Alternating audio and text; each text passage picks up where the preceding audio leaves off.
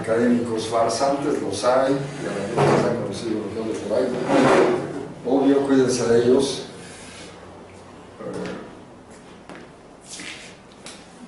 Entonces, aquí tienen el asunto del derecho, el asunto del Estado, los mitos, y etcétera. Y, bueno, por fortuna esa edición de Estudios Constitucionales fue elaborada por españoles, y hay ahí varios europeos y algunos españoles. Los apellidos por ahí ustedes los vieron. Bueno, cometí el error de no traer mi mochilita con lentes. Linding, la estructura de la filosofía del derecho, es un buen texto. Pepper Sack, Joaquín Ritter, aquel que escribió sobre Hegel la Revolución Francesa. Ritter, Siep, se pronuncia Siep, yo creo. Siep, alemán, que todavía vive. Riedel, Manfred Riedel. Marini, eso suena italiano, claro. Y otros, y Rodolfo, claro. Anger, obvio. Y entonces, cuando tengas al tour. Bien, lo que les planteaba, la intención de que vieran ustedes esos libros consiste en mostrar que no estoy inventando, que no son ocurrencias de una borrachera y un súbito fanatismo filosófico hegeliano. Yo comentaba, tuve que debatir conmigo mismo porque me había llenado la cabeza de prejuicios contra Hegel y creí que eran correctos aquello del idealismo y el materialismo. Por ejemplo, Engels y por supuesto los rusos, muchos más. Entonces tuve que ponerme a trabajar y uno tras uno fueron cayendo mis prejuicios. Entre otros, comencemos por recuperar lo que hemos ya trabajado en la enciclopedia. Engels rechazaba el sistema, decía que lo importante en Hegel era el método, hasta la lógica, y todo lo demás era más o menos secundario, que la filosofía del derecho en el peor de los trabajos se afirmó durante décadas. Si este mito empezó más o menos en 1850 con Heim, pues duró 150 años más o menos, todo ese cuento. Y claro, si quisiéramos explicar las condiciones históricas de esta nueva hermenéutica, pues nos ayudó el derrumbe del muro de Berlín, porque con eso cayeron muchos prejuicios. Y bueno, la fortuna del trabajo habíamos hablado de quién, bueno, de muchos de estos autores, bueno, en particular allá del Bourgeois. Te hablé de esto, te mostré esto. Sí, creo que ya me lo había mostrado. Sí. Y aquí hay otro, Derecho y Libertad según Hegel, Planty-Bonjour, Bourgeois, ¿quién más? Jacques Jones y otra serie de autores. Entonces, les reitero, estoy mostrando mis cartas, no estoy inventando. Y al decir no estoy inventando, o sea, no son ocurrencias, pero tampoco soy yo el que he comenzado a desmitificar tantas tonterías que se le atribuyeron a Hegel, sino que yo soy deudor de estos autores y muchos más que no pude ya ni quise traer conmigo. Entonces estamos hablando del sistema. Entonces necesitamos, recapitulando, tener claro que la obra de Hegel constituye un sistema, pero no un sistema cerrado, sino es un sistema dialéctico. Hay una estructura sistemática. Y yo me permití en aquellos trabajos que llevé a congresos hablar del sistema de la libertad. Y ya mostré, esto lo tomé prestado de Gwendolina Jarsik. Y después el otro, el silogismo de la libertad, le tomé prestado Jarsik y Labarrière. publicaron un libro que le llamaron El silogismo del poder. Entonces, cuando andaba yo decía, ¿qué título le pongo? El silogismo de la libertad.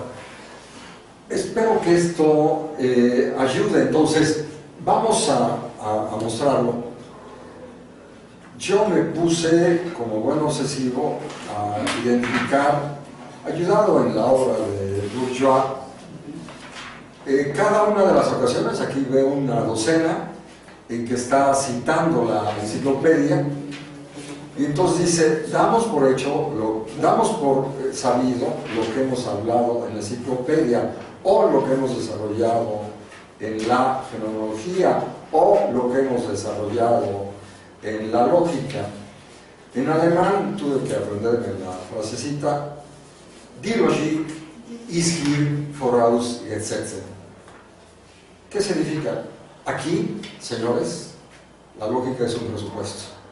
Quien quiera comprender la filosofía del derecho, tómese la molestia de leer la lógica. Y sucede que una enorme cantidad de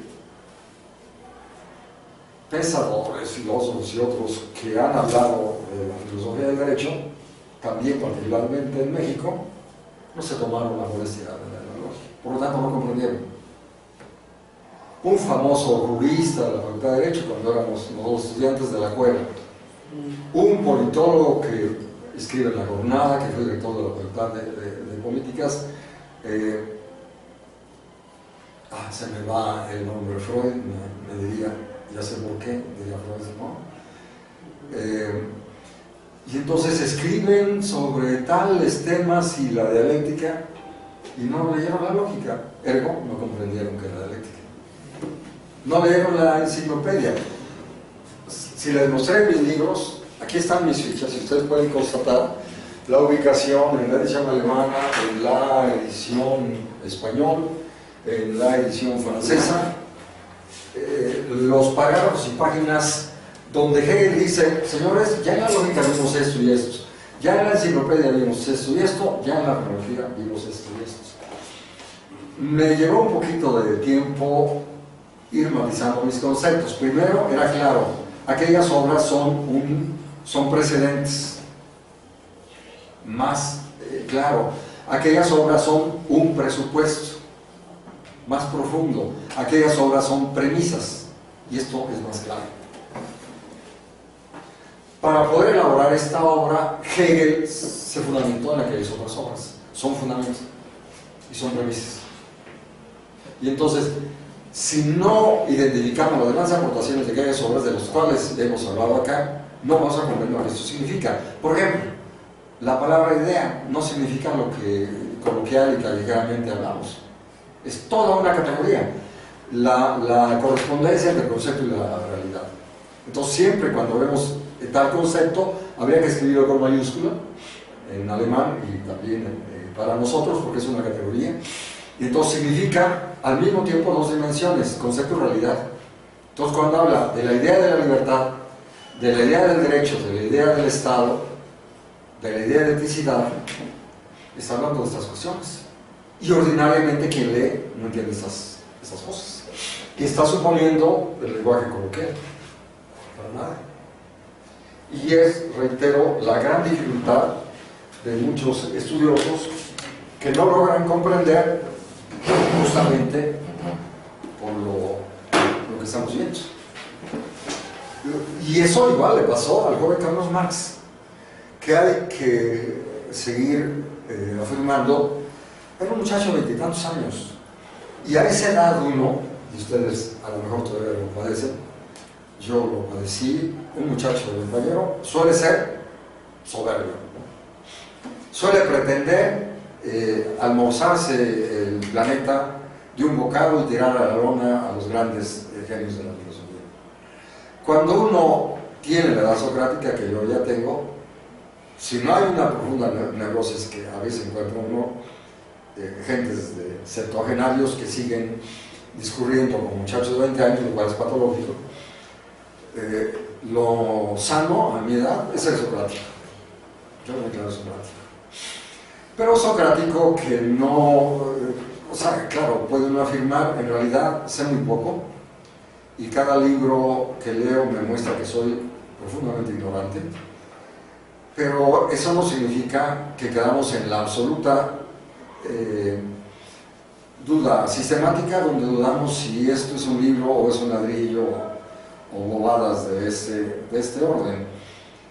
Claro, cuando tenemos la lectura dialéctica de la historia del pensamiento, de la filosofía en general, pero también de la filosofía del Estado y del derecho, podemos afirmar que cada gran época de la historia de estos conceptos corresponde con una época histórica, y que entonces los griegos elaboraron una teoría clásica del Estado y del derecho conforme a las condiciones históricas que tenían. Y luego los helenistas, o digamos Cicerón, ya hablamos de Polibio, en sus momentos hacen lo que tienen a la mano. Y luego Agustín está viendo la crisis, pues ahora es una obra de crisis. Y luego Tomás de Aquino, una crisis de crecimiento, Europa ya está rebasando el feudalismo, comenzando a rebasar, quizás podemos decirlo, ya empieza la producción de textiles por ahí en Bélgica, ¿no? En los Países Bajos, en fin, entonces teoriza, recuperando Aristóteles, es una obra que corresponde a esas condiciones históricas. Y luego si hablamos toda la modernidad que hemos referido, para ubicar a los grandes de este periodo: Hobbes, Locke, Spinoza, Leibniz, los franceses, Rousseau, Diderot, no Montesquieu, porque él tiene una visión mucho más amplia, histórica. Eso le impide caer en las simplificaciones de la filosofía del derecho natural, en la cual incurren nosotros. Entonces, claro, los franceses están teorizando el derecho natural, y los otros que acabo de decir están teorizando el derecho natural. Hegel está teorizando en el momento de la Revolución Francesa. El libro lo está publicando hacia la muerte de Napoleón. Es una obra producto de la Revolución Francesa, es lo que afirma Ritter. En fin, entonces, hay cuestiones de este orden que he más o menos sugerido, y que ya en ese momento simplemente basta con referirse de manera general y ustedes sabrán lo que esto implica. Bien, entonces reiteremos, para comprender a Hegel hay que ubicar su obra Filosofía del Derecho en el marco del sistema y en el marco de las premisas que son la fenomenología del espíritu, la ciencia de la lógica, la enciclopedia de ciencias filosóficas. Y bueno, dicho esto, pudiéramos preguntarnos un poco, auxiliados por estos autores, ¿cómo leer la filosofía del derecho? Pues hemos señalado, tenemos que comenzar, sí, por el índice. ¿Qué encontramos en el índice? Una estructura. Los grandes temas, primera, segunda y tercera parte: derecho abstracto, moralidad, eticidad.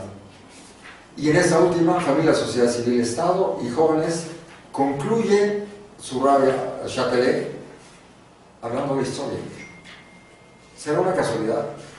No, en lo absoluto. ¿Qué quiere decir con esta manera de concluir? Que el derecho y el Estado son históricos, ni más ni menos, que la libertad es histórica. Y por lo tanto, yo suelo, cuando trabajo con muchachos en particular de licencia sobre estos temas, hacer un pequeño juego y referirme a ciertos grandes periodos históricos, Roma, etcétera, y otros más, y ya más recientemente podemos hablar del mundo soviético, de Stalin y las dictaduras en América Latina, y claro, el fascismo, y hoy neoliberalismo. Y les pregunto, ¿había libertad o no? Y casi siempre me dicen, no había. Yo les digo, o sea, en Roma todos eran esclavos. No.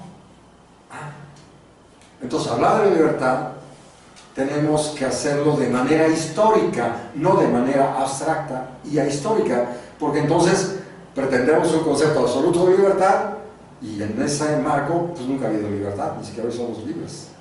Pero si lo referimos de manera histórica, pues ha habido libertad históricamente determinada en ciertas condiciones que corresponden al desarrollo económico, social, político, cultural, incluyendo religión, autoconciencia, filosofía y otras cuestiones más, y claro, las dimensiones de las conquistas y las guerras y todo lo demás que podemos ubicar en la historia. Bien, entonces ya tenemos esta gran estructura y nos percatamos que está precedido por una introducción y por un prefacio. Y ya saben, los prefacios se escriben al final, entonces ese prefacio lo escribió al final y hay que leerlo. Y luego también ya aprendimos en la lectura de las otras obras que hay ciertas formulaciones estructurales que hay que identificar. En este caso se trata del parágrafo 31, donde nos dice: esta es la estructura de la obra: derecho abstracto, moralidad, eticidad, familia, sociedad civil y Estado. Y podrían ustedes, Miguel, ve al parágrafo 31 y haznos el favor de leer, y quien tenga a la mano, igual les podré pedir al rato que hagan, que me auxilien en la lectura. ¿En qué parte estaría? Parágrafo 31, léelo, por favor. A ver, ¿ya lee tú 31?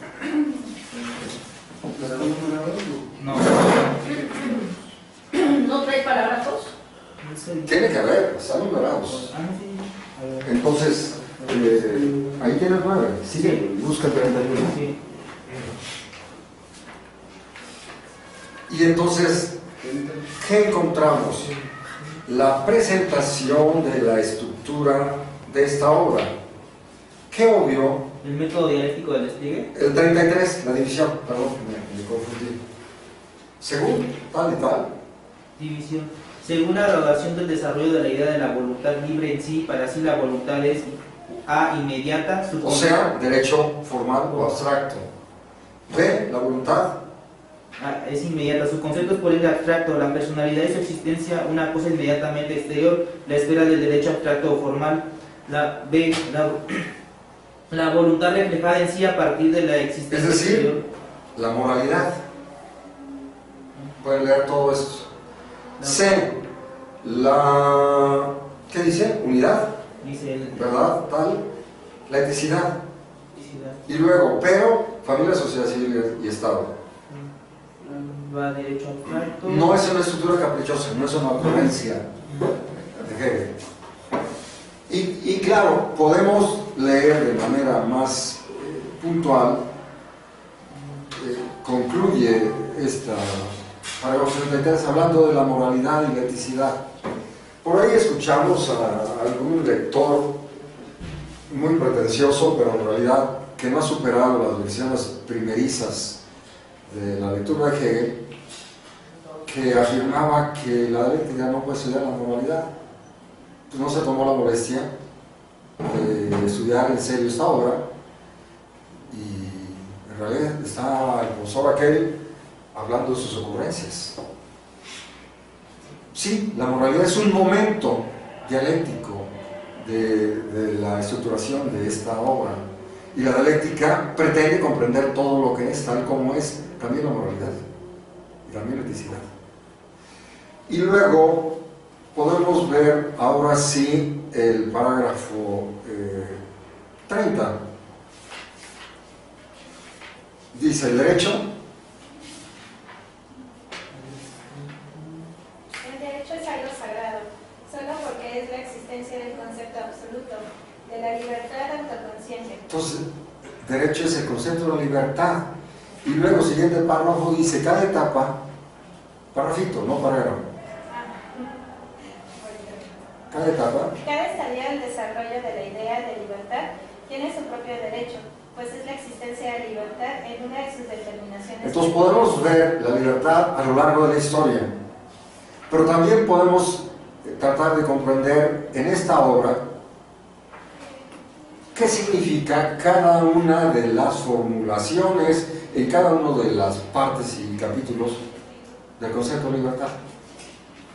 Lo que me encontré, auxiliado con Hilding y algunos más, que toda esta obra está estructurada sobre la columna vertebral, que es el concepto de la libertad. Derecho abstracto, moralidad como un momento de la libertad, eticidad, leeremos familia, sociedad civil, Estado, historia, toda la obra está atravesada por el concepto de libertad.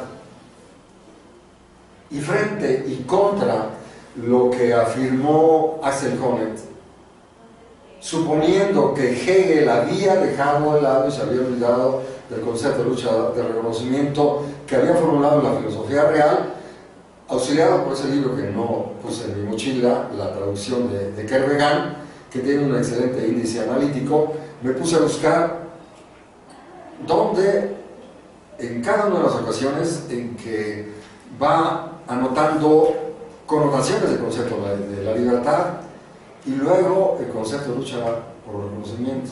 Es falso lo que afirmaba Honneth. Toda la obra está atravesada por la lucha por el reconocimiento. Entonces, la lucha por el reconocimiento aparece en el terreno del derecho abstracto, la moralidad, la etnicidad, familia, sociedad civil, Estado, historia. Toda la historia de la humanidad está atravesada por la lucha por el reconocimiento. Claro que estas formas de lucha han cambiado en la historia. Esto que acabamos de ver estas últimas semanas, yo he estado haciendo un seguimiento minucioso de lo que pasa en Francia, es una lucha por el reconocimiento.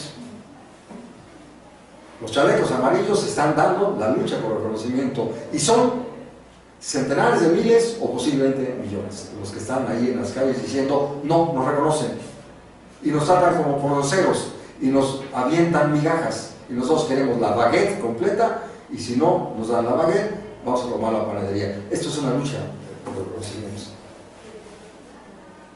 Y lo que acabamos de ver acá en el proceso electoral y lo que estamos viendo día tras día, que grupos de campesinos, de indígenas, de trabajadores, de sindicalistas, de gente, etcétera, de universitarios dicen, queremos que nos reconozcan.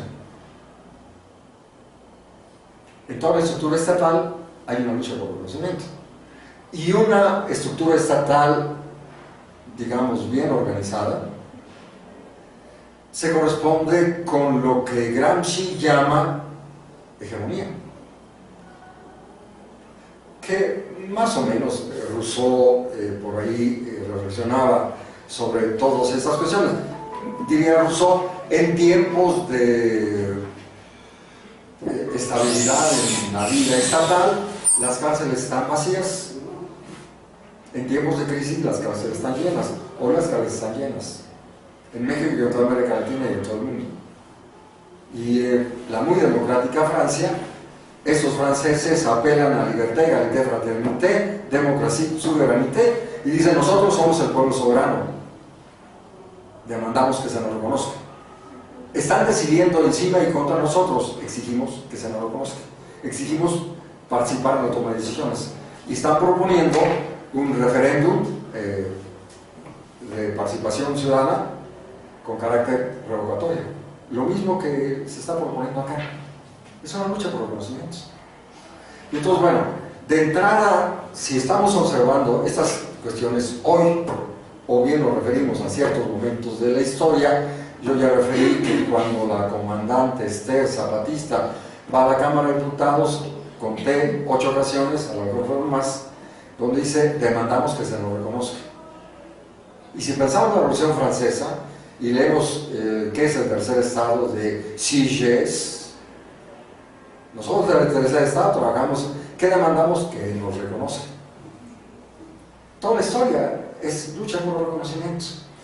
Y cuando hay una violación profunda a las estructuras de reconocimiento, los pueblos se insurreccionan. El pueblo francés está insurreccionando hoy demandando lucha por el reconocimiento.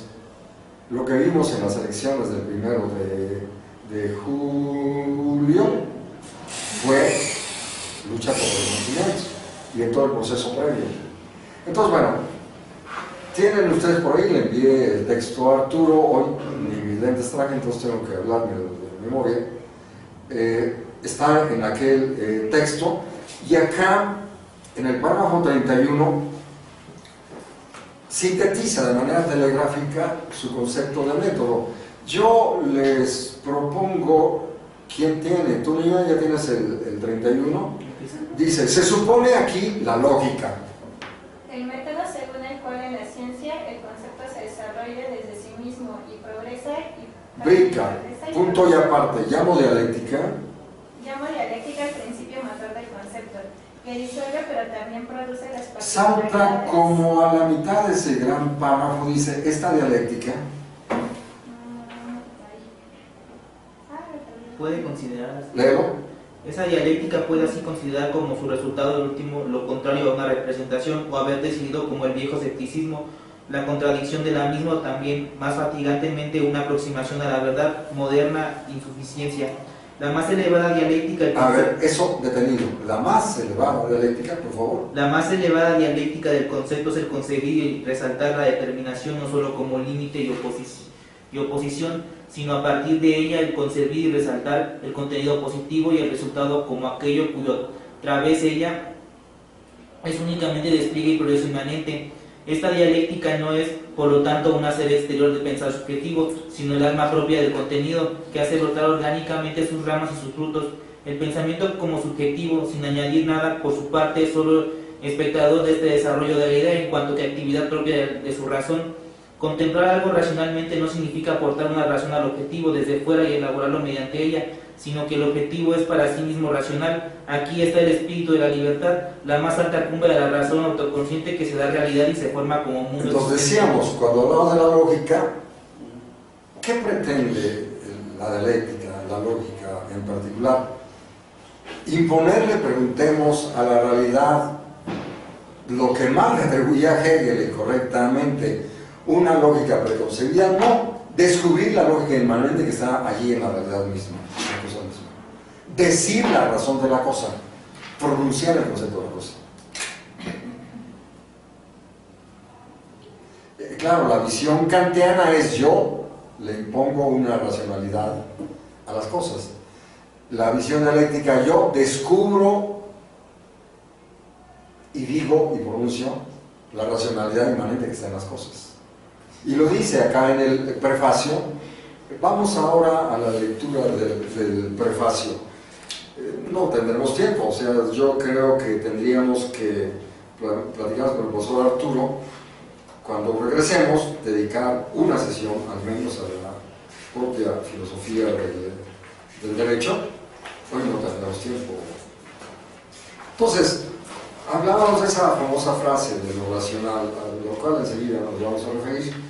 Si tenemos el prefacio hacia la quinta página, según las ediciones, Niño, tú cuéntale, prefacio, quinta página, y por ahí nos va a decir, hacia la quinta página, en cuanto a la naturaleza, aproximadamente, porque los todos podemos indicar,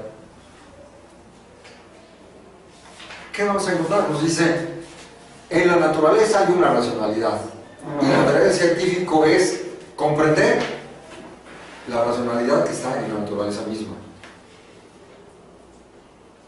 Respecto a la naturaleza, se concede, ¿sí esa parte?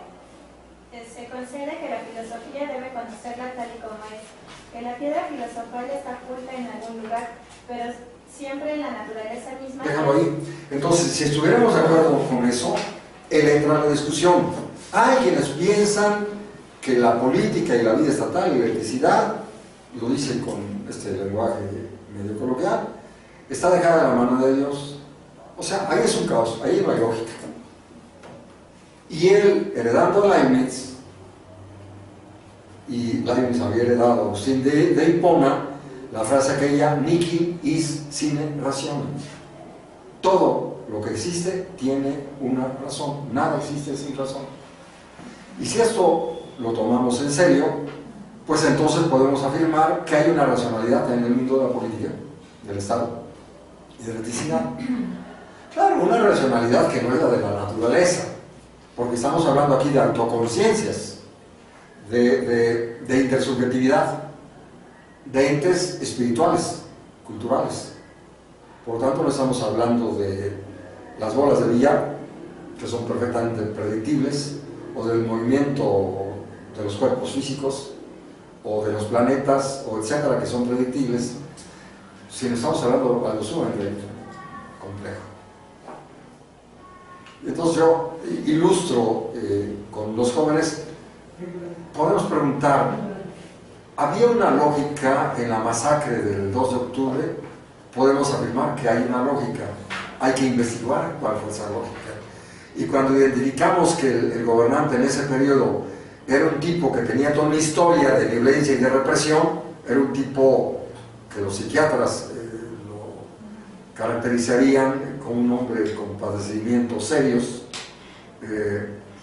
Bueno, cuando un gobernante tiene esas características y tiene una organización de un partido con esas características de violencia en toda su historia, pues claro, entonces es lógico, no razonable, no es lo mismo.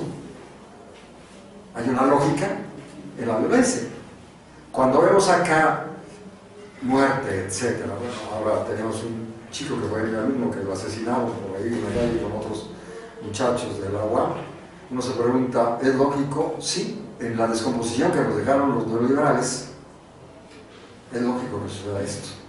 En cambio, en Francia hubo cierta represión, que vimos quienes estuvimos haciendo el seguimiento, pero es lógico que no recurran a la extrema represión en esas condiciones con un pueblo que tiene conciencia de su historia y que saca la bandera y apela a libertad, igualdad, fraternidad, soberanía, dice, nosotros somos la encarnación de la soberanía. Y recitan la Declaración de los Derechos del Hombre, dice, y el pueblo tiene derecho a insurreccionarse cuando los gobernantes violentan las leyes. Dice, tenemos derecho. Ahí es lógico que el gobierno reprimió, pero no a la manera de Díaz Ordaz, ni a la manera del crimen selectivo de Peña Nieto u otros más, o lo que vemos en América, en Brasil, pongamos el ejemplo, de manera puntual. Hay particularidades de la historia y de la cultura de estos pueblos y de las correlaciones de fuerza, diría Gramsci, de la cultura política, que permiten que aquí pase una cosa y allá pase otra cosa, o que impiden que pase lo mismo aquí y allá. Yo ambicionaría, soñaría que en México tuviéramos esa cultura política que tienen los franceses, pero me temo que el PRI en 70, 80 años de dominación con el PAN dejaron un enorme desorden, una enorme infracultura de corrupción, y uno oye como de pronto, ayer me platicaban, gente que tenía camiseta amarilla se la pone morada ahora, pero en el fondo su camiseta de fondo es tricolor, y que andan en Toluca, el Estado de México, y que hacen lo que siempre hicieron, se ponen de acuerdo, venden votos, venden acuerdos, etcétera, etcétera. Entonces, esta cultura política nuestra no es la francesa. Yo ambicionaría, pero no. Es un sueño maravilloso que pudiéramos tener esa cultura que tienen los franceses. Todavía no tenemos esa cultura. Por lo tanto, no podemos esperar que aquí pase lo mismo, ¿no? Etcétera. Entonces, podríamos desarrollar muchas cosas más. Entonces, dice, en cuanto a la naturaleza, y adelantito, el mundo ético, 4 o 5 líneas. Entonces, léelo. El mundo ético, el Estado, la razón tal como se realiza en el elemento de la autoconciencia, no gozaría en cambio de la fortuna que sea la razón misma, la que en realidad se eleve a ese Entonces, elemento. toda la argumentación va a decir, nosotros pretendemos que en la vida política estatal y la esfera de la eticidad también hay una lógica. Y entonces dice, no pretendo decir lo que se debe hacer, sino simplemente decir que es el Estado. Y claro, nosotros podemos preguntarnos si acierta o no.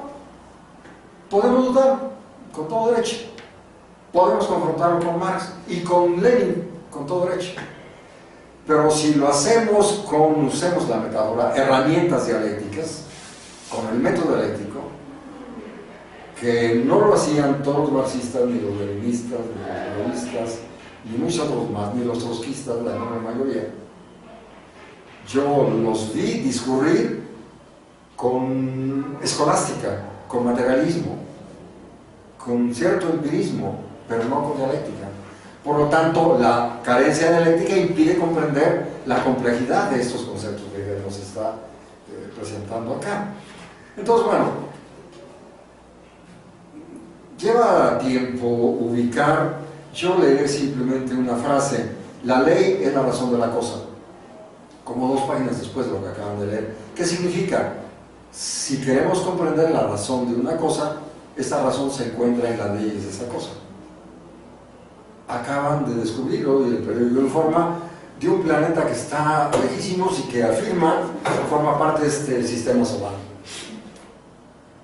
Bueno, en las leyes que gobiernan a todos los cuerpos del sistema solar, ahí está su racionalidad.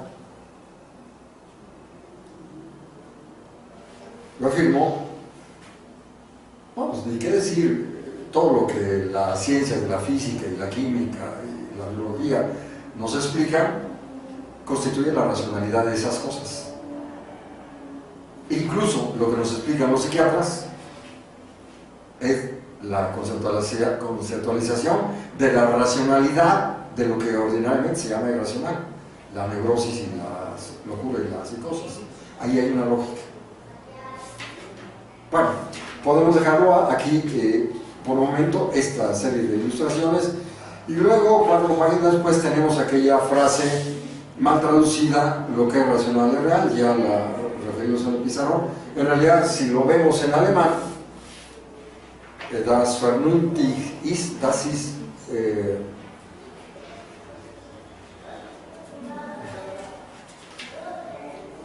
das Vernunft, was, lo que Vernunft ist, das ist wirklich, und was wirklich ist, das ist Vernunft. Entonces tenemos que corregir, lo que es racional es efectivo, tiene eficacia.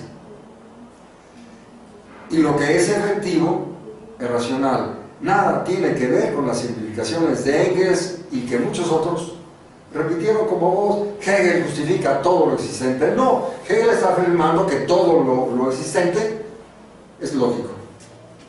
No está diciendo razonable. Y que todo lo racional es efectivo. Un ejemplo. La tierra es para quien la trabaja. Tierra y libertad, sufragio efectivo, no reelección. Es racional. Y eso tiene una eficacia. Cuando los pueblos asumen la racionalidad, los franceses hoy, es racional que pidan lo que están pidiendo. Eso tiene una eficacia. Esta palabra yo refiero, sin duda ustedes oyeron a las abuelas, yo oía a mi abuela, tómate este tecito que es muy efectivo. Ese es el concepto de efectividad. Es eficaz. Y te tomas el tecito y te resuelve muchas cosas. Entonces, bueno, ¿y qué está buscando? Comprender la racionalidad de la vida estatal. Y esto es lo que nos dice cuando cita ahí Rodas Salta, una página, 2 páginas después. La tarea de la filosofía es aprender lo que es, pues lo que es la razón. Por ahí vamos a encontrar esta mala traducción ocasional cuando dicen concebir el Estado. No, es begreifen, conceptuar el Estado. No es lo mismo que concebir, obvio, los pequeños matices. Aquí está. Concebir al Estado como algo, no, conceptuar al Estado como algo que es racional. No viene a decirnos lo que debe ser, lo que es el Estado. Y claro, podemos discutir si tiene o no razón sobre estas cuestiones, y luego nos encontramos con una introducción, y ahí comencemos por el parágrafo 4, y les voy a rogar que lean, Arturo, esta fotocopia. Ajá, acá está.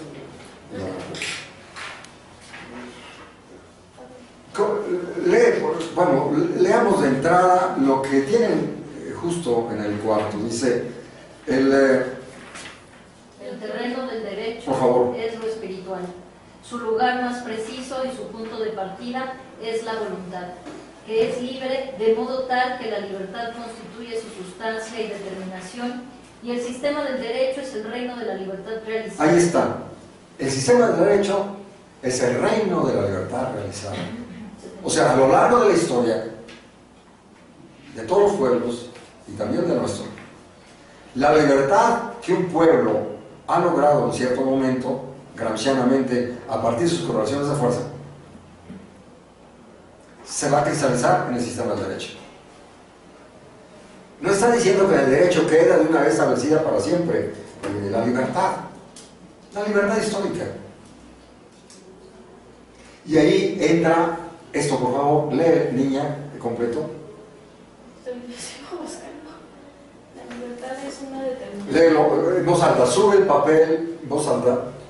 La libertad es una determinación fundamental de la voluntad del mismo modo que el paso lo es de los cuerpos. El peso. El peso lo es de los cuerpos.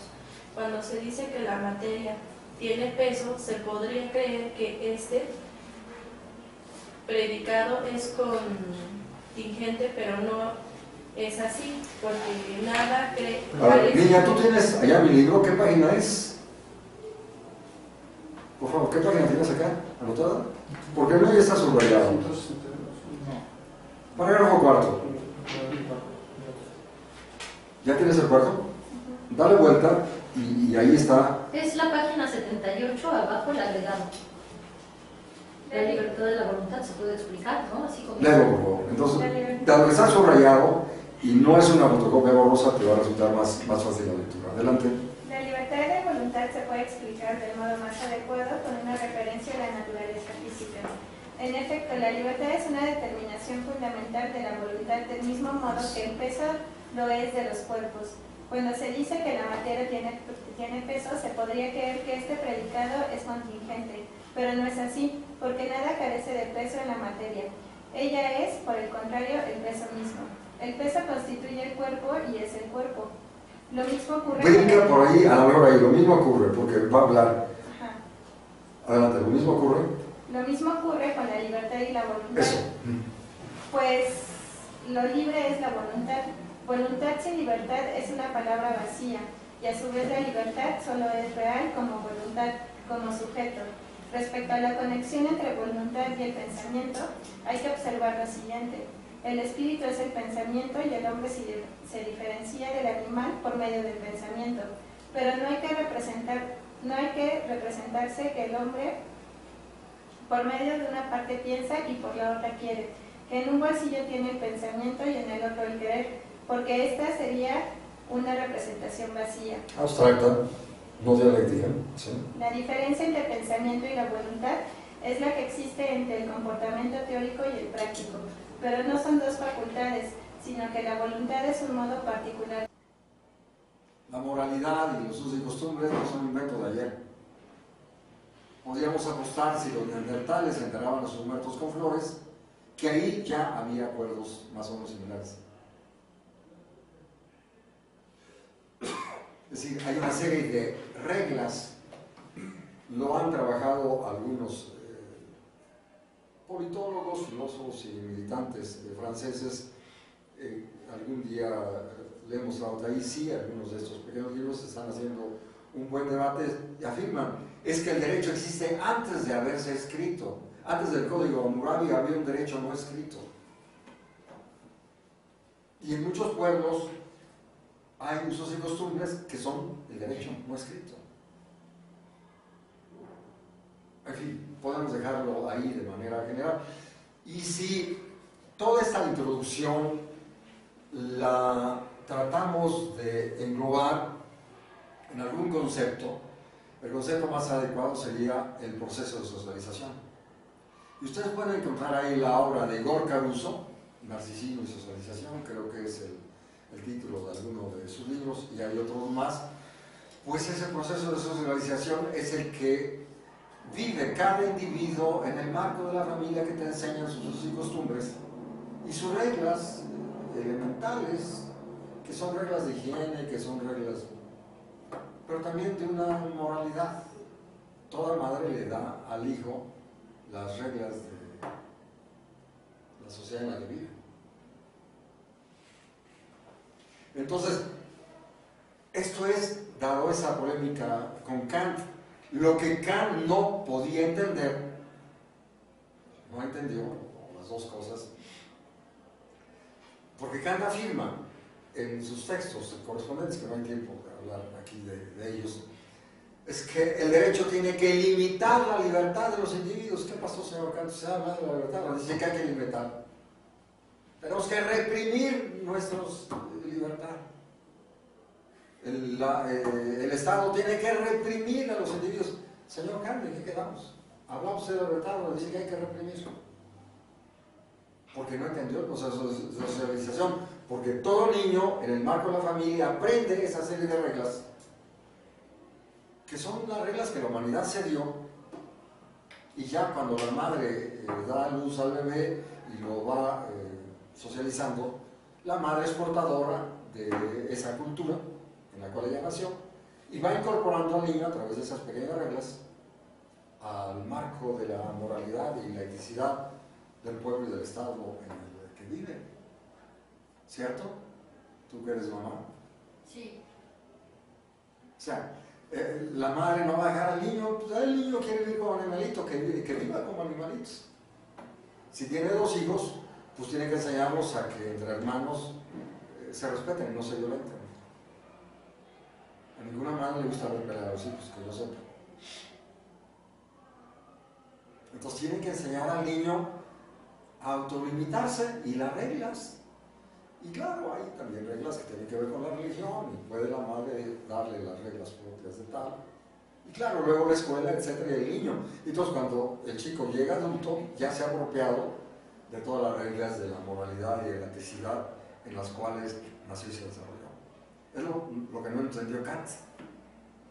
Por eso, un seguidor de Kant, Fichte, escribe el Estado comercial cerrado, y también dice, y todo debe estar vigilado por la policía, y Hegel dice, pero eso es un despotismo, eso no es libertad. Y Hegel sí puede construir un concepto de libertad dialéctico, porque parte del reconocimiento que están los instintos, pero sin usar la palabra de socialización, está reconociendo que en la vida de la familia hay un proceso de socialización, que enseña al individuo a vivir de acuerdo con los usos y costumbres. Entonces, toda esa introducción tiene una enorme importancia para comprender qué es la libertad. Y entonces, la libertad, obvio, o sea, el concepto de libertad necesariamente nos lleva al marco de la vida estatal.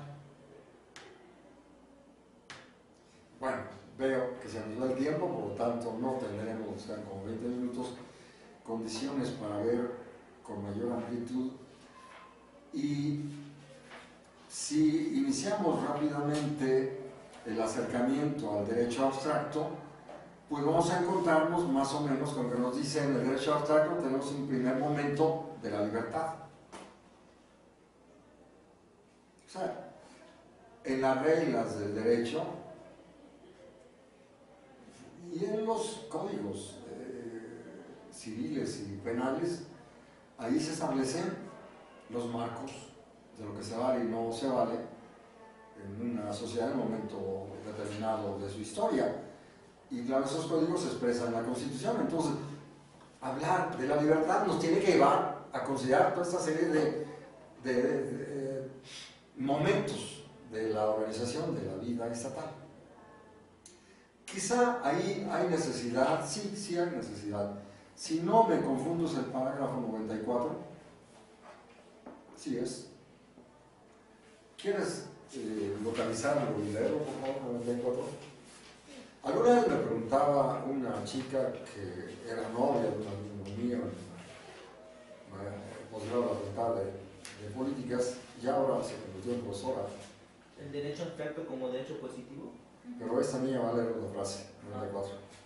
El derecho abstracto es derecho forzoso, porque la injusticia contra él es una fuerza contra la existencia de mi libertad, es una cosa exterior. La conservación de esta existencia frente a la fuerza es... En fin, entonces, en otras traducciones dirá, el derecho abstracto es el derecho de violencia. Positivo, maneja. Derecho coercitivo, es el mejor formulado. Sí. Entonces, en el terreno del derecho, tal como los abogados ordinarios, que son muy ordinarios, ¿lo ven? Aquí hay una regla y la cumples, punto. Es una cuestión abstracta. Derecho de coacción. Y si dijo que lo abstracto es un modo verdadero, entonces para poder comprender el derecho tenemos que desarrollar al momento de la moralidad, y ahí vamos a tener un momento de la libertad más desarrollado. Entonces, en las reglas de la moralidad de un pueblo que la familia ha dado al niño, ahí el niño tiene, y yo recuerdo mi propio desarrollo o mis épocas infantiles, pues las reglas son las reglas de lo que dice mamá, papá y la abuela.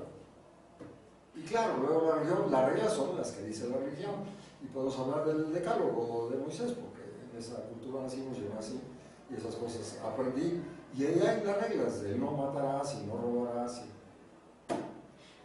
Son reglas que corresponden en Moisés a un momento histórico, más o menos la época de Ramsés, donde los judíos dicen, nos lanzamos a la aventura de crear un estado autónomo, nos rebelamos contra los egipcios, nos vamos, pero necesitamos una moralidad diferente a la de los egipcios.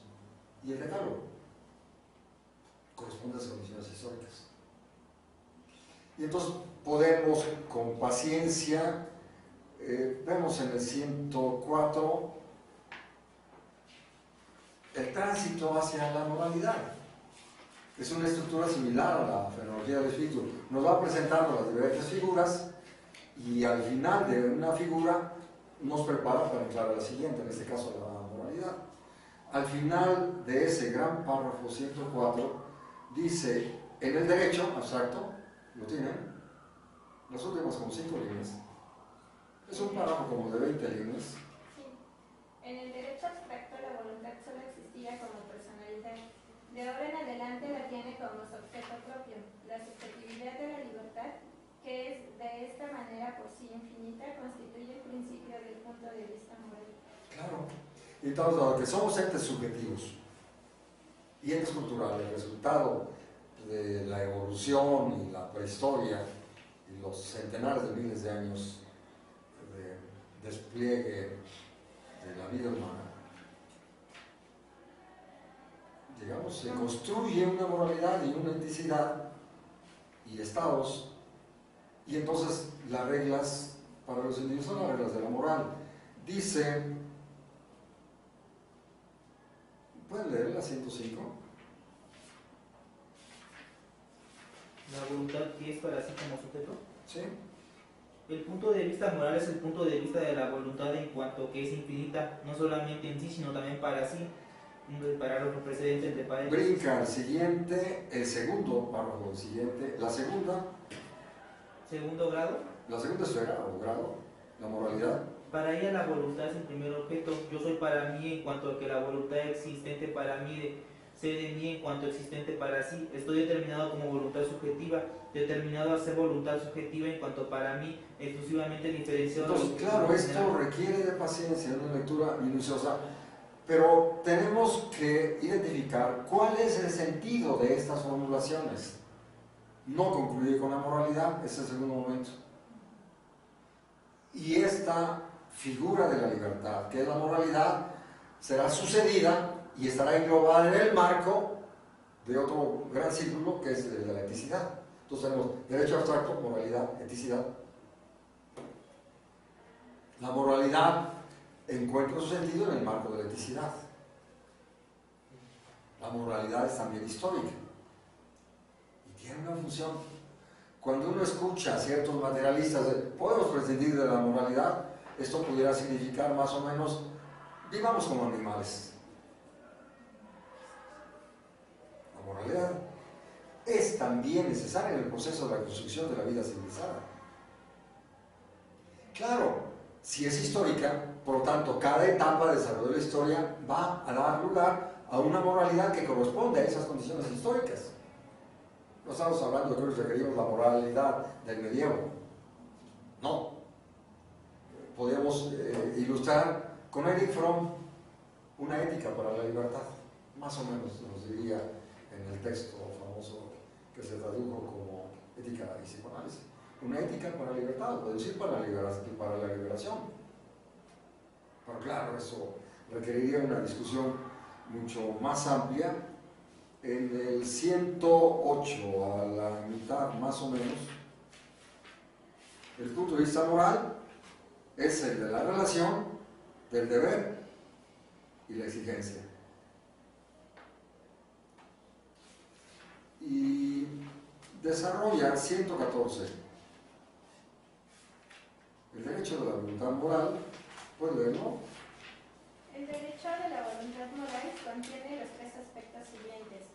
A. El derecho abstracto formal de la acción, de que tal como ha sido realizada en la existencia inmediata, su contenido sea algo mío, o sea que la acción responda a un propósito de la voluntad subjetiva. B. Lo particular de la acción en su contenido. Déjalo, léalo. Pasa al 115, la finitud. La finitud de la voluntad subjetiva en la inmediatez de la acción consiste inmediatamente en que para su actuar tiene un objeto exterior presupuesto, acompañado de una multiplicidad de circunstancias. El hecho provoca un cambio en la existencia. Déjalo ahí por un momento. Y en los siguientes párrafos, no tenemos tiempo, sigo viendo el reloj, habla de la acción. Hay algunos expertos que han destacado que en Hegel tenemos una teoría de la acción. Claro, los seres humanos actuamos en el marco de una moralidad y una eticidad, un derecho y un Estado. Si vemos o tratamos de comprender esta decadencia, violencia, etcétera, que nos llega, este caso, este exalumno mío que fue asesinado, pues tenemos una crisis en todos los órdenes que se va a expresar también con una crisis de la eticidad y de la moralidad. Los franceses tienen un conjunto de condiciones, los vemos en esas movilizaciones, cultura y demás, apelan a eso. La decadencia no ha llegado a niveles tan extremos como los que tenemos acá. En fin, no hay tiempo para desarrollar en ese momento. Luego habla de la intención. Claro, es que si hablamos de la acción y de la moralidad, entonces los individuos actúan con cierta intencionalidad. 119.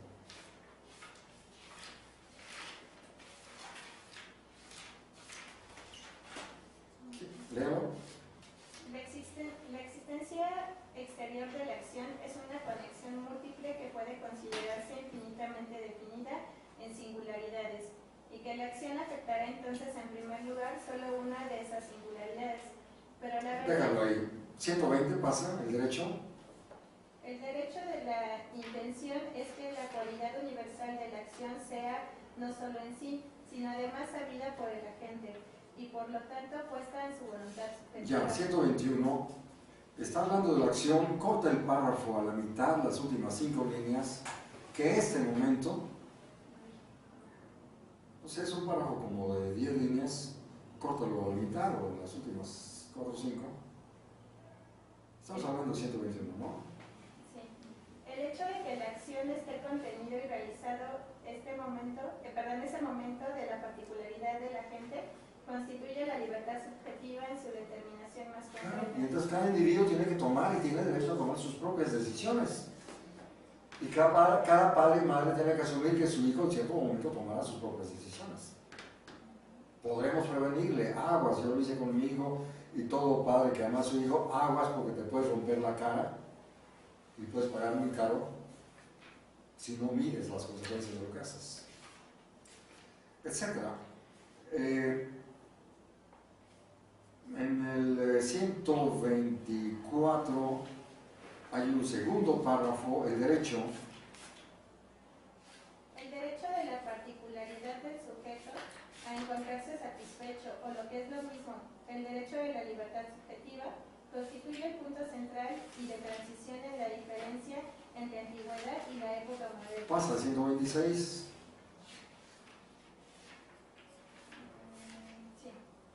Mi particularidad, lo mismo que la de los demás, es un derecho solo en la medida en que soy un ser libre.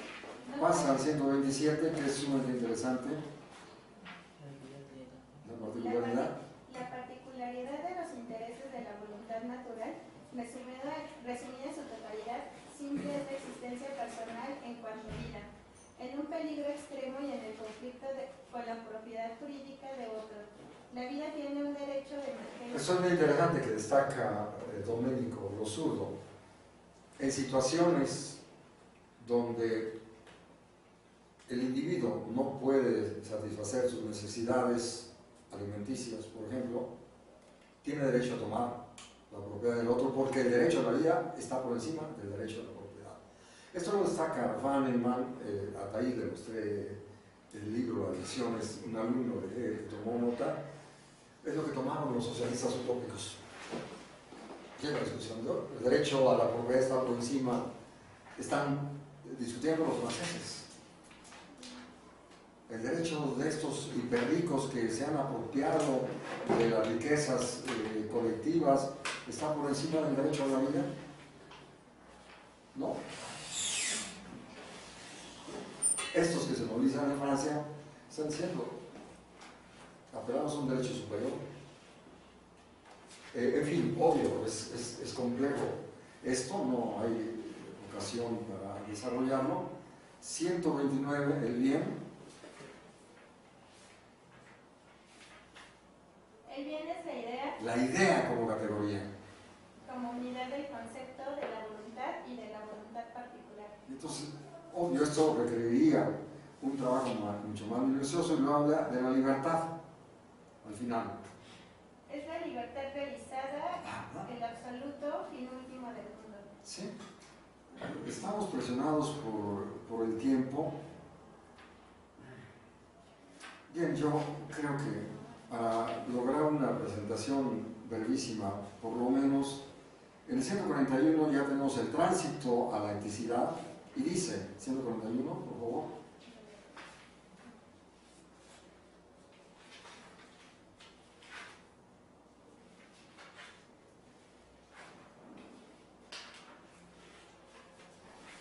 Sí.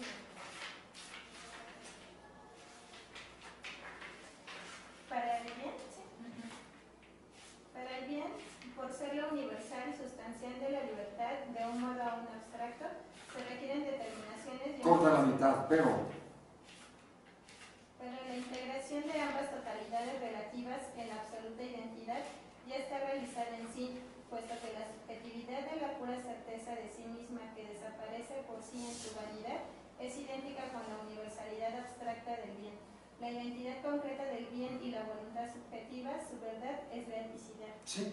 Entonces, en esta figura de la libertad, que es la moralidad,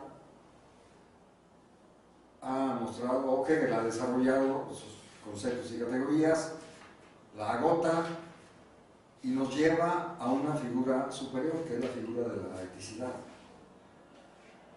¿Y qué es la eticidad? 142, por favor.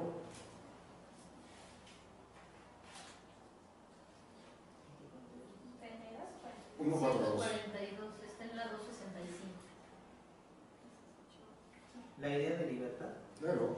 La idea de libertad como unidad de autoconciencia y de ser ético. La eticidad es la idea de la libertad en cuanto bien viviente que tiene en la autoconciencia su saber, su querer y por medio de su actuar, su realidad, así como este actuar tiene en el ser ético su base en sí, para sí y su fin motor, el concepto de libertad que se ha convertido en un mundo existente y naturaleza de la autoconciencia. Ahí habla ya sobre la relación del derecho y moralidad con eticidad. ¿Les digo con ello? Entonces, estamos muy forzados ya por el tiempo, no podemos hacerlo. Vamos a encontrar que en el parágrafo 157 nos presenta la estructura de esta nueva figura de la libertad. ¿Siento qué? 157. El concepto de esta idea, Solo- y abreviamos familia, sociedad civil y Estado, constitución estatal. Y entonces desarrolla la familia, dice, la familia es una relación de amor, es una relación ética. Freud diría, porque es una relación de super-yos, que están constituidos en el marco de una eticidad. Por lo tanto, el enamoramiento es una relación ética. La relación de familia es una relación ética. Para que podamos discutir con los imbéciles que dicen que en amor todo se vale. No, en amor no todo se vale. Conservar la relación de amor implica una dialéctica de fines y medios. No se vale todo en el amor. Absolutamente falso. Y luego desarrollamos primero una relación de amor, de ética, eticidad, y la relación de los padres con los hijos es una relación ética. Claro, los padres son los que van a incorporar, los que van a socializar a los hijos, por decirlo rápido, los van a incorporar a una cultura, les enseñarán sus usos, costumbres, leyes, etcétera, etcétera. Y claro, ya los hijos no son propiedad de los padres como los romanos pretendían. En fin, y luego abre la sociedad civil.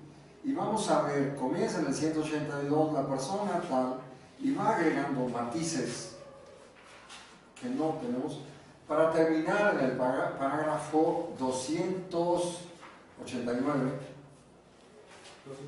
Entonces, 100 parágrafos para poder mostrar los diferentes matices del concepto de sociedad civil. Y ahí en el 89 ya tenemos, a manera de conclusión, ¿qué no tiene, niña? 289. La economía como sistema de satisfacción. La particular en primer lugar en cuanto a lo determinado frente a lo universal de la voluntad. No, parágrafo 289. 289. Es el mantenimiento de la legalidad y el interés general del Estado en medio de esos derechos particulares y la reconducción de estos a aquellos requiere el cuidado de representantes del poder gubernativo, funcionarios ejecutivos y autoridades superiores. Punto y aparte, así.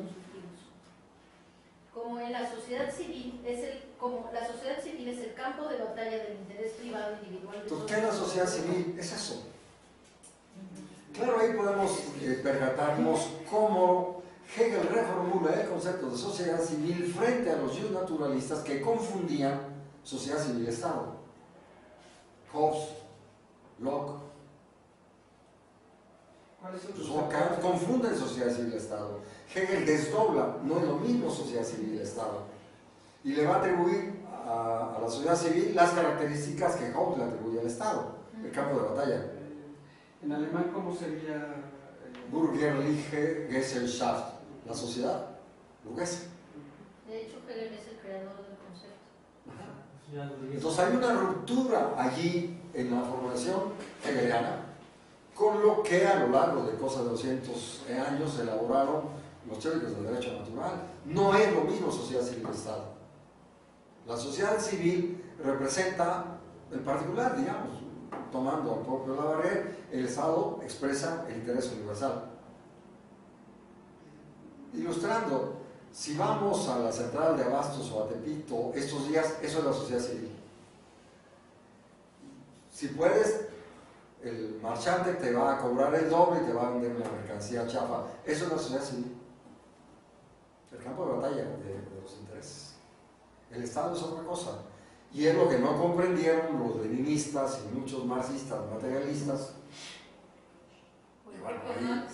¿cómo? O el propio Marx. El propio Marx. ¿Cuál es el concepto de comunismo en Marx? Dejamos para después, Arturo. Podemos, en cuanto Es que regresemos. es muy interesante esto que dice, ¿por qué? Porque hay una contraposición entre dos conceptos en Marx. O sea, la sociedad civil o la sociedad burguesa es la comunidad del mercado, mientras que la comunidad humana, que es el concepto de comunismo en Marx, se contrapone a la comunidad, ¿cómo se llama?, del mercado, porque la comunidad del mercado es automática y esa es la sociedad civil. Es decir, ¿qué es el mercado? Exactamente, es la ley del intercambio. ¿Sí? El Parlamento es, en mi perspectiva, la sociedad civil, o sea, porque ahí, o sea, están representados los diversos conceptos Los del particulares, Estado. claro, ahí, obvio, eso merece una discusión amplia. Hay un libro de la de Carolina Jersey al que le dieron el título del silogismo del poder.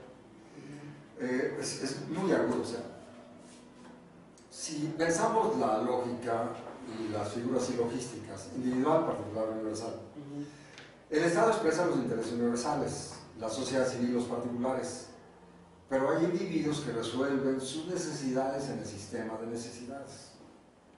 Y claro, en el Estado hay un individuo que es el príncipe o el gobernante, pero no tenemos tiempo, dejémoslo así simplemente, y podemos dejar para más adelante esa discusión que plantea Marx y los marxistas acerca del Estado, y simplemente ya sabemos, Gramsci tiene otra visión acerca del Estado que no es otro concepto, que no es el de Lenin. Sí, es Benedetto Croce, ¿no? No sería más Benedetto Croce. Dejémoslo para Sí, cuando pues, llegue el no sé, momento. todo el no tenemos oportunidad. Entonces, bueno, aquí nos hemos saltado, tenemos que, al menos rápidamente, identificar lo que nos dice acerca del Estado. Primero, 257, niña, rápido, vamos a leer de manera telegráfica unas cuantas frases. El Estado es la realidad efectiva de la idea ética. O sea, la idea ética, concepto y realidad tienen su existencia en la vida estatal. Dejémoslo como telegrama. 58, el Estado.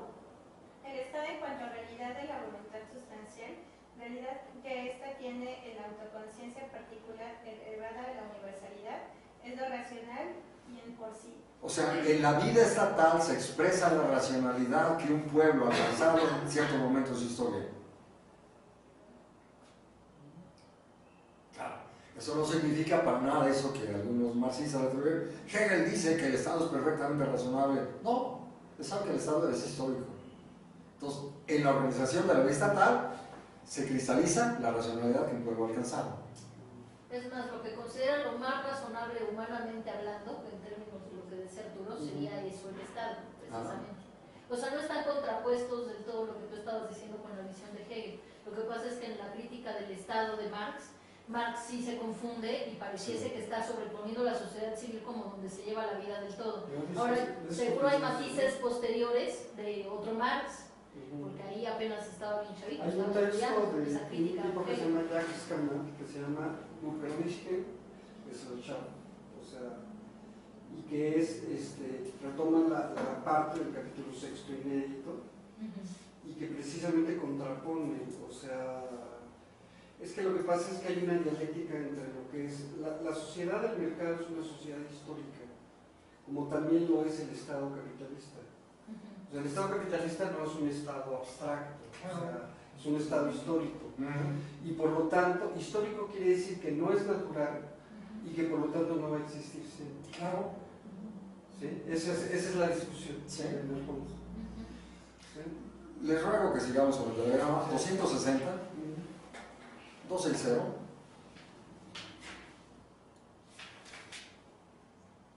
La 379. Como está subrayado, te lo siento más fácil, ¿no? Sí.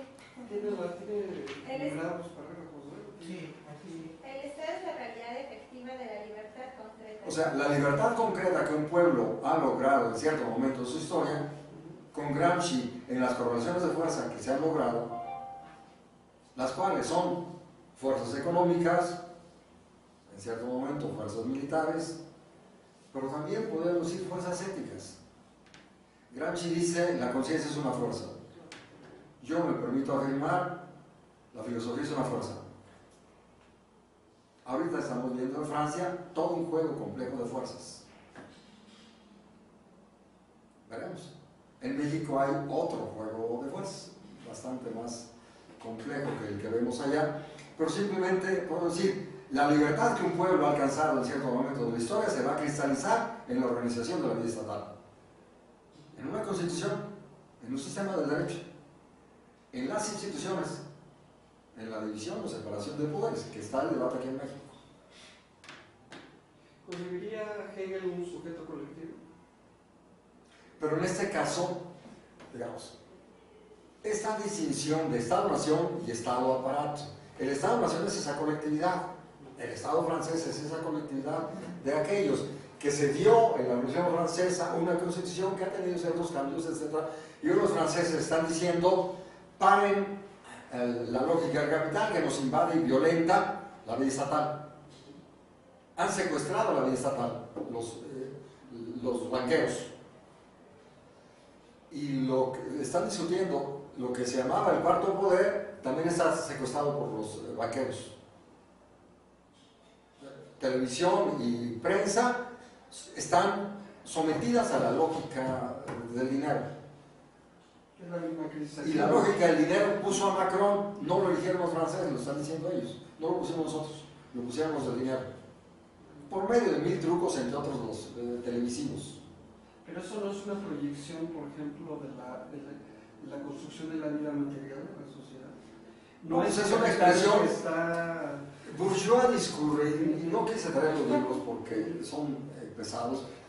yo ando pensando promover, yo creo que por ponérselo a Tairo, la traducción de uno de los libros de Bourdieu que se llama Razón Moderna y Derecho Político.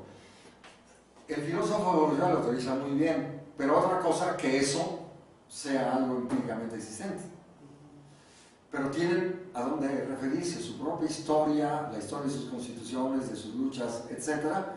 Y están demandando que se reestructure la vida estatal. Lo que aquí, que haya una división entre los del dinero y los representantes, y que los representantes representen al pueblo y no a los señores del dinero que los pusieron ahí. Entonces están diciendo, la Cámara de Diputados no sirve para nada hoy en Francia, dicen explícitamente, no solo el pueblo y los amarillos, sino los intelectuales. Oye, ¿Qué quieren? Que realmente el pueblo elija a su gente y que estén sujetos a ese pueblo que los elige y no estén sujetos a los del dinero. Félix, hagamos una mesa de esto, no en mayo, pero a lo mejor en octubre, de esto. O sea, Adelante, de esto. Arturo. Ajá. Adelante, yo creo que estas cuestiones tenemos que discutirlas en México y claro, esa inclusión podríamos convocar a algunos Porque otros la misma que aquí usted aquí, y hacer una convocatoria amplia a la ciudadanía para discutir estas cuestiones. A lo mejor para ese momento, pues mínimo fotocopiamos el libro de Bourdieu, que es muy fino porque apela a muchas cuestiones de estas que estamos refiriendo y apela también al legado dialéctico de Hegel. Hagámoslo en octubre, cuando vienen las ¿Cómo jornadas. se llama ese de Bourdieu, doctor? Tú tienes copia, Raison Moderne et Droit Politique. Ah, sí. Antes de irnos, 261, y con esto vamos a ver si tuviera razón Popper en sus críticas a Hegel. 261 nos brincamos el primer parrafito de 8 líneas más o menos, luego hay un gran párrafo como de 30 líneas o 40, podemos tomar las primeras, saltar las primeras 12 líneas y dice el Estado. El Estado en cuanto a algo ético, en cuanto a compenetración de lo sustancial y lo particular, implica que mi obligación respecto de lo sustancial sea al mismo tiempo la existencia de mi libertad particular. Es decir, que en el deber y el derecho estén unidos en una y la misma relación. Esto lo dice en la moralidad, pero ya no hubo, ni siquiera lo puedo localizar. Hay una dialéctica de deber y derecho. Como ciudadano tengo ciertas obligaciones, tengo que pagar impuestos, entre otros. Y estoy obligado a cumplir las leyes. Pero eso lo están diciendo los franceses, nos da derecho. Tenemos derecho a decidir. Tengo obligaciones, por lo tanto tengo derechos. Pero el padre tiene que decirle al hijo, yo lo tuve que hacer y conmigo lo hicieron cuando era un chamaco. Sí, hablas de derechos, pero eso significa obligaciones. Hay una dialéctica. Bríncate otras como 8 líneas, dice, esta absoluta identidad, como 8 líneas, de donde estabas, 10, podemos suponer, punto y seguido. En estas esferas abstractas, Léelo, sí. ¿sí? Lo que es un derecho para uno también debe serlo para otro. Lo que es un deber para uno también debe serlo para otro. Brinca como otras 10, el aspecto abstracto. El aspecto abstracto del deber. Abstracto, no verdadero, no dialéctico. O sea, la visión elemental, primaria del derecho, léelo, el aspecto abstracto. Del deber insiste, sin embargo, en pasar por alto y hasta proscribir el interés particular, considerándolo como... Es lo que le atribuye Popper a Hegel. Hegel pretende anular al individuo. Vamos a ver qué dice Hegel. Sigue la consideración concreta. La consideración concreta, la idea muestra... O sea, la dialéctica, por favor. Muestra que el momento de la particularidad es igualmente esencial y que su satisfacción es, por lo tanto, absolutamente necesaria. Al cumplir con su deber el individuo debe encontrar al mismo tiempo de alguna manera su propio interés, su satisfacción y su provecho, y de su situación en el Estado debe nacer el derecho de que la cosa pública devenga en su propia cosa particular. El interés particular no debe ser dejado de lado ni Entonces reprimido. Popper no leyó a Hegel. Popper leyó un manualito por ahí que dice que Hegel dijo, no sé cómo la molesta leer a Hegel, saca conclusiones absolutamente precipitadas que se lo podemos perdonar a un estudiante de primer año de la carrera, pero no al señor Popper. O sea, a Popper le diríamos en alemán, Herr Popper, das ist nicht ernst, no es serio. En francés, sepa serio, señor. O sea, qué poca seriedad, señor Popper, de hablar de esa manera precipitada. Póngase a estudiar, señor Popper. Lamentablemente que muchos bobos repiten como bobos las bobadas de Popper. Y los pretendidos marxistas-leninistas le atribuían lo mismo. Falso. Y aquí lo acabamos de leer. Entonces, esto es lo que Gramsci diría, bueno, podríamos formularlo, la dialéctica del individual y el universal, lo que Gramsci le llamaría la hegemonía. Un estado bien ordenado, donde hay una hegemonía, ahí está. El interés del individuo está protegido y el individuo, cuando realiza sus intereses privados, contribuye a los universales y viceversa.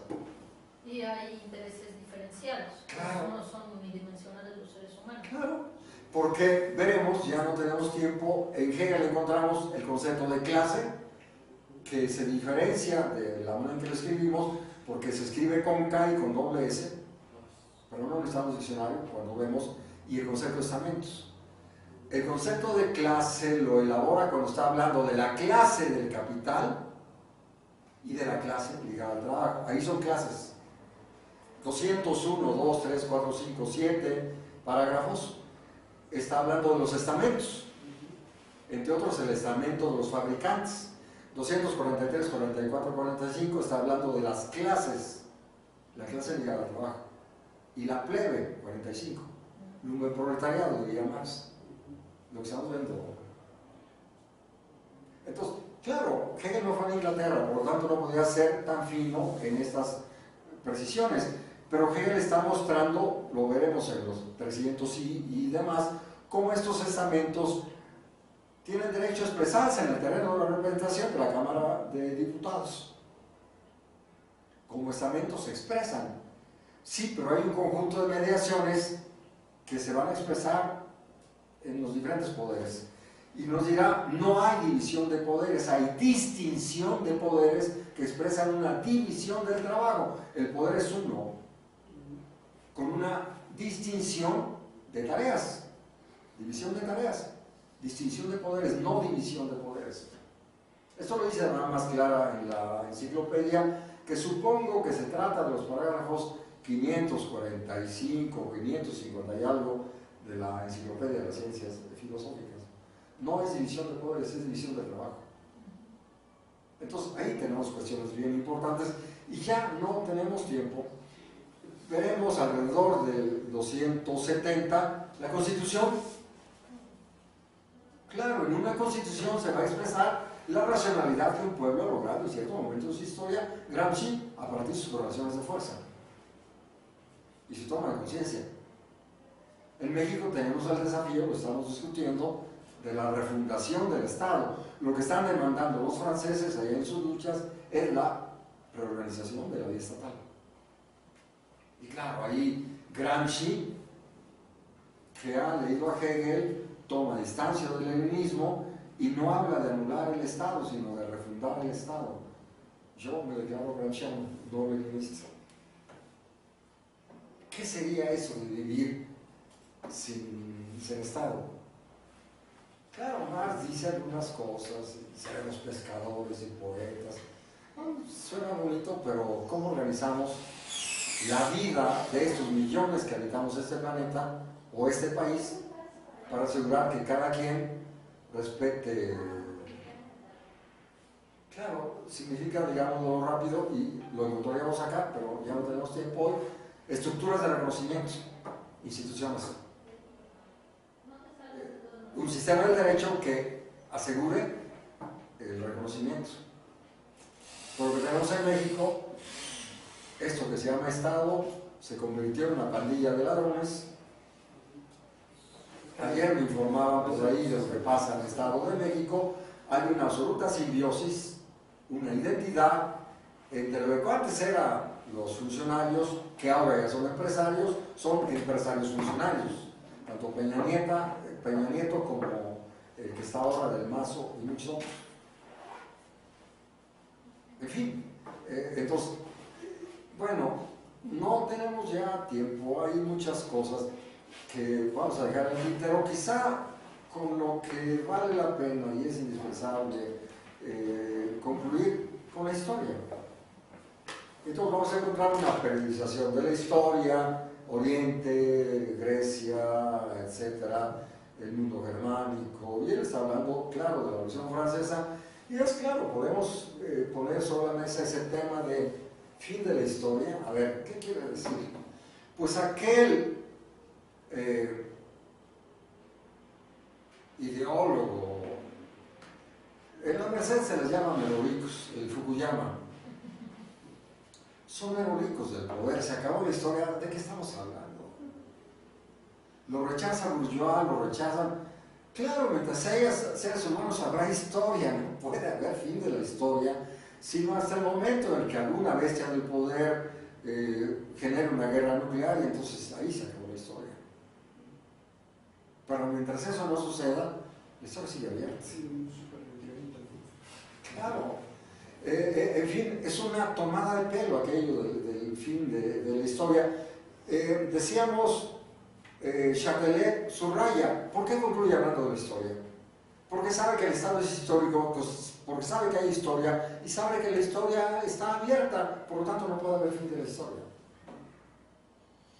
Claro, podemos discutir si esta forma de organización estatal es la máxima que podemos lograr. Los franceses están diciendo, queremos más. Ya no queremos que el aparato estatal esté sometido a la lógica del capital y que nos generen hambre, no nos alcanza para terminar el mes. Múltiples entrevistas que yo estuve viendo, mis padres jubilados no les alcanza, mis hijos, la escuela, tuve que vender mi auto, llegamos a fin de mes, ya no tenemos dinero. Porque nos meten impuestos que van a beneficiar a los super ricos y a los banqueros, y a nosotros nos van a dejar más hambrientos. Entonces ahí tenemos, y esto se llama en el lenguaje de Marx, que es algo que ya sabía Aristóteles y algo que ya sabía Platón, pero se llama lucha de clases. Y ahora están diciendo esto es lucha de clases, y aquí también esto es lucha de clases. La lucha por el reconocimiento. La lucha por el reconocimiento. Y en fin, y entonces claro, tenía intención, lo haré en una próxima, dejé sobre la mesa un par de libros que Thais ya tiene fotocopiados, de algunos italianos que organizaron seminarios y los convirtieron en libros, y están discutiendo ese concepto de la historia. La historia es el despliegue de la idea de libertad. ¿Puedes preguntar? Yo creo que sí. Pero esta idea de libertad, que es la lucha por el conocimiento. Y puedo repetir esa frase de la fenomenología, página que era 72 o algo así. Solamente arriesgando la vida se mantiene la libertad. Es que la libertad no es un regalo de los dioses. La libertad a lo largo de la historia se ha construido siempre con la lucha por el reconocimiento, con el debate y el combate. Y la nueva etapa para la libertad no puede ser de otra manera. Claro, pero los señores del capital van a querer seguir saboteando la lucha de los franceses y las luchas nuestras. Pues habrá que luchar. Por ahí, gramscianamente, tenemos que darnos una conciencia y bloqueanamente una filosofía, y con esa frase de Jacques Zoff, una filosofía para el debate y el combate. Y esa es la dialéctica. En octubre y podemos dejarlo allí. Vamos a ver qué empezar. Arturo. Bueno, espero que esto sea una